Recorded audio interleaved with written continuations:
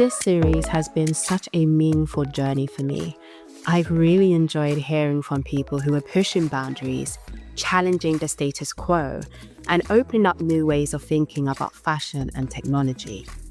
More than anything, I've loved how these conversations have shown that the future of fashion tech isn't just about innovation. It's about people, community, and heart. In this final episode, I sat down with Peter to reflect on some of the key takeaways from across the series. We talked about what it means to lead with empathy and heart, why data really is key, how shifting mindsets can help us take the dis out of disability, and how treating culture and community as assets can change the way we build businesses.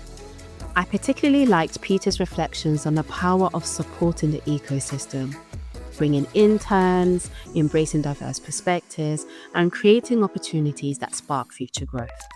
So, without further ado, let's get this episode underway with Peter on venturing into fashion tech. And there you have it. That's a wrap on the Underrepresented series of venturing into fashion tech.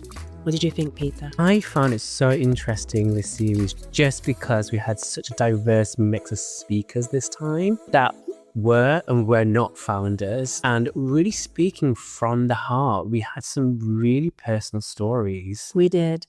I know when we were thinking about developing this series, we were really conscious about how we would label it, because we think it's an important conversation to have, and it's really part and parcel of our day-to-day as entrepreneurs and founders ourselves, that we really get a sense of some of the challenges that startups face and what we could really be doing to develop solutions and support them. Absolutely. And yes, where do you go with all of this conversation about underrepresentation? We could have taken it anywhere, but I think we do have, a good selection of speakers that spoke this series, and I had so many takeaways that I wanted to speak for this final summary episode, but I have chosen 6 for us to pick apart a little bit. Well, let's get into it then, shall we? So my key takeaway number 1 was with Jessica, and I've known Jessica now for 5 years,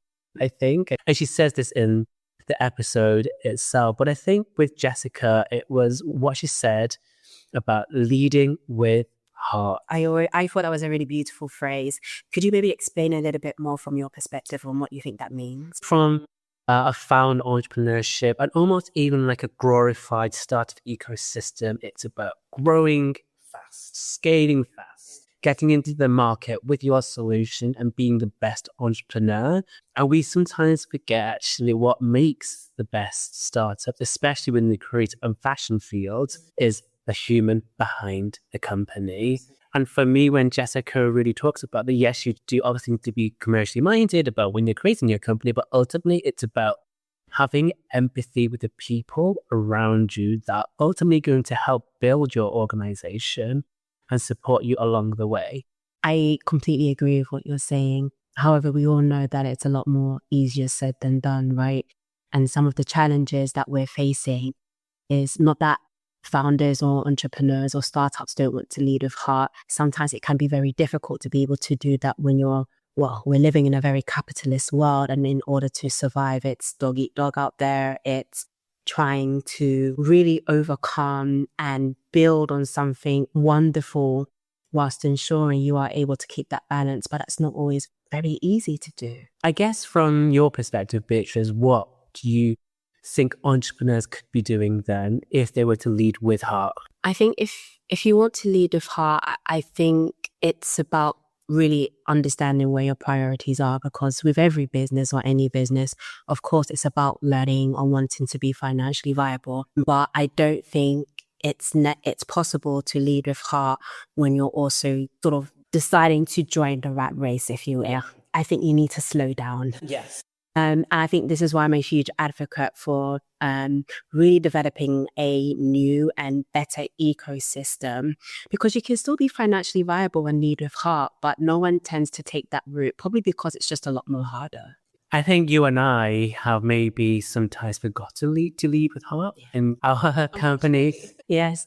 Probably that's another thing then to think about. It's we're good at supporting each other and have a very good support system where we can really question what we do and why we do things. We were just at dinner the other day. You were questioning why I was doing things the way that I was doing. And is it really necessary to go down that route?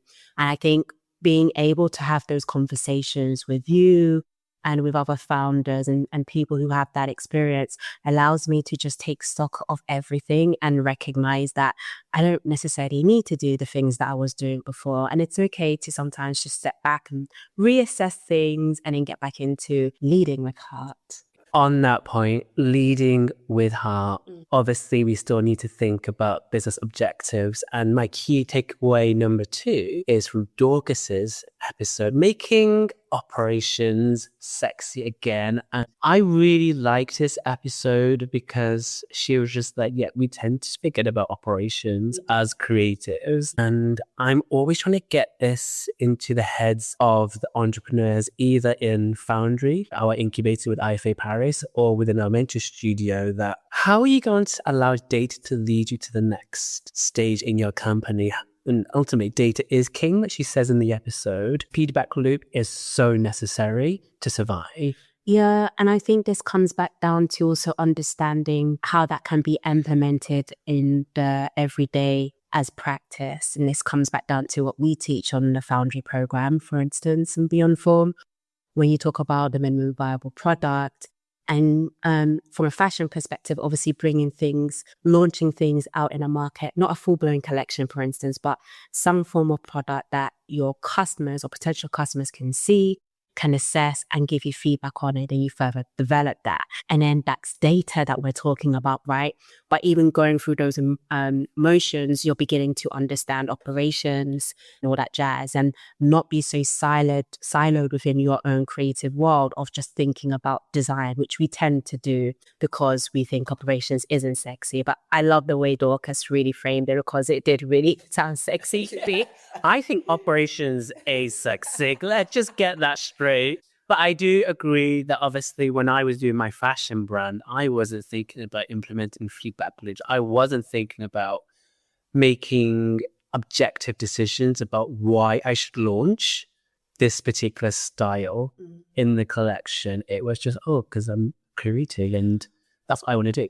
I think the reason why that is because you're not taught that in schools. And I think this is where there's a difference between business education, for instance, and fashion or creative education, whereas business really gets to unpick different case studies of founders who utilize certain mechanisms that allows them to understand the theory into practice and why operations, for instance, can be seen as quite sexy and interesting.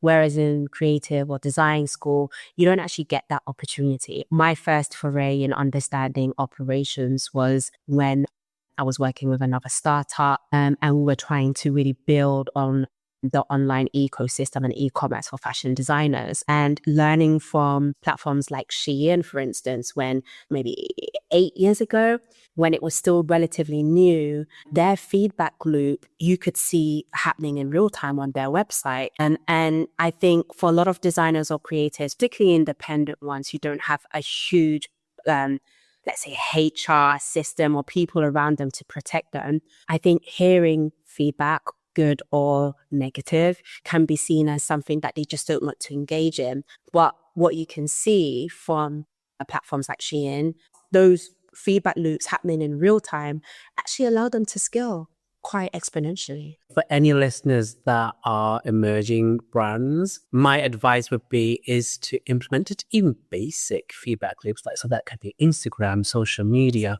polls on Instagram about what are your customer base's favorite colors, for example. Or could you launch a pre-order system on your website before you even go into production and spend a lot of money? I see so many new fashion brands just sample, big stock, and hope it sells. And I would say inverse it and flip it around. 100% I agree. So then going back to the entrepreneur, my next key takeaway is from Melissa's episode, where it's about our abilities as entrepreneurs and our skill sets. And for Melissa, it was very specifically talking about her ADHD and how she says, take the dis out of disability and really flip the narrative. Instead of seeing it as a hindrance, see it as a superpower. And in her case, the fact that she doesn't stop until she finds the solution to a specific business challenge, I thought was so interesting. It was the first time that I heard somebody with ADHD or any form of disabilities that actually don't play the violins and say you need to give me X, Y, Z because I have a disability. It's like, no, don't make you seem like the victim in this scenario. I think that's really important. And I don't think there's much I can say about that because that's obviously coming from Melissa's perspective as someone who has ADHD, but it is something that I can take stock of and admire and agree with. And I think as an educator and venture builder, listening to insights like that, I think helps us to support those who are different, not disadvantaged, and use examples like Melissa as a founder who's very successful in the business that she's doing to show them ways in which they can. If there's now fashion brands or organizations listening, it's about, okay, if you do have people within your team that may need extra support, for example, with ADHD, for example, Melissa, she was saying she can't be in an open floor plan. She needs her own room so she can focus and not be distracted by other people. And then she gets the work done. Obviously, you and I, Beatrice, we don't have that problem. So working in an open floor plan, although sometimes I don't get along with everyone, not a hindrance to me. Oh my God, I think we'd all be surprised that open floor is not necessarily one of the best solutions or easiest, but we're able to get on with it. Absolutely.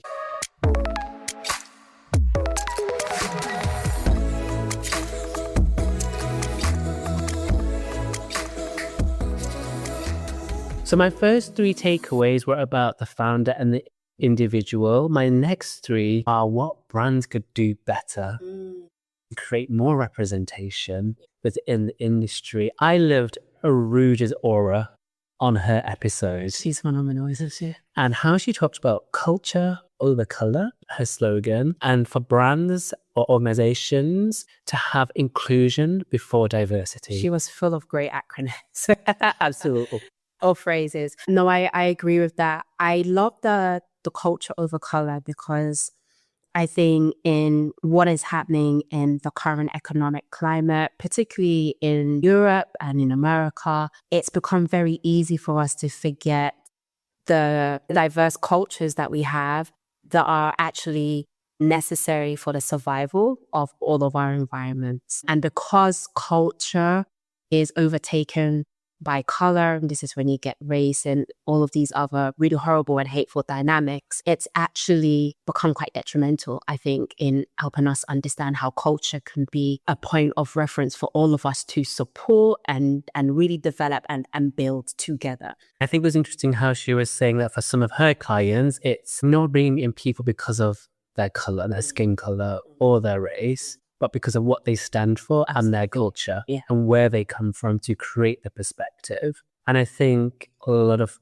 organizations do what she says to not do. It's also okay to understand that, because the way things are and have been set, these are quite radical ideas and really will take organizations to be quite radical in their thinking. It goes to show that if people are willing to step outside of their comfort zone, we could be heading towards developing better ecosystems of change and really supporting a climate that right now is obviously not working based on how we are deciding to adopt the way things are. On the point of culture then, my next key takeaway number 5 from Amit's episode, treat culture and community as assets.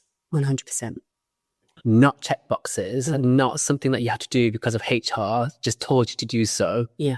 And that you really have to give people the stage to be heard and seen.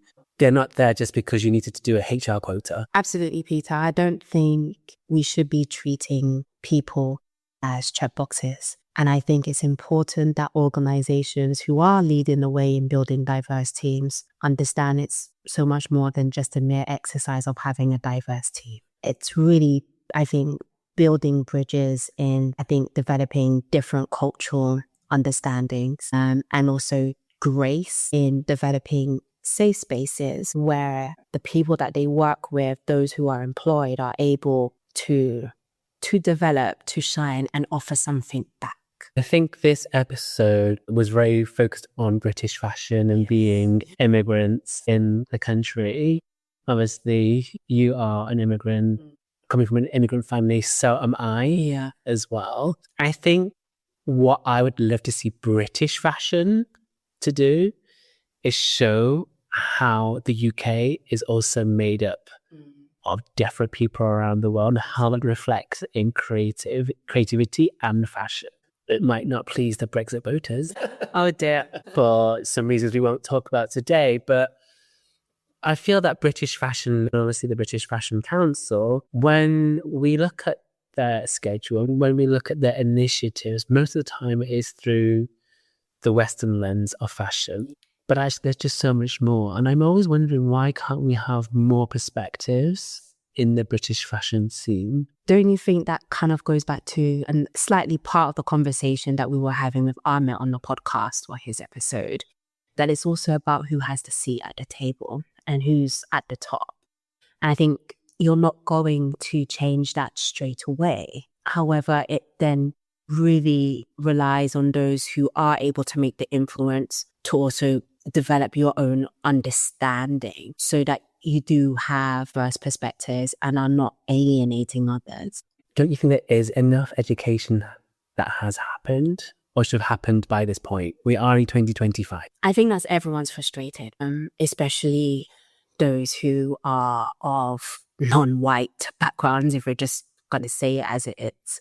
But the truth is, even though it should have happened, it's obviously not happening. And when the same circle of people are being employed or advocated for, the question is, can things actually really change? That's a big question mark. But I also remember, for example, when I was living in London, like Selfridges was like having some amazing like pop-ups of like African fashion, for example. There's like rails of like African fashion designers. I remember. But it just seems to like, there's a very much a one-off activation event and then it disappears and doesn't reappear.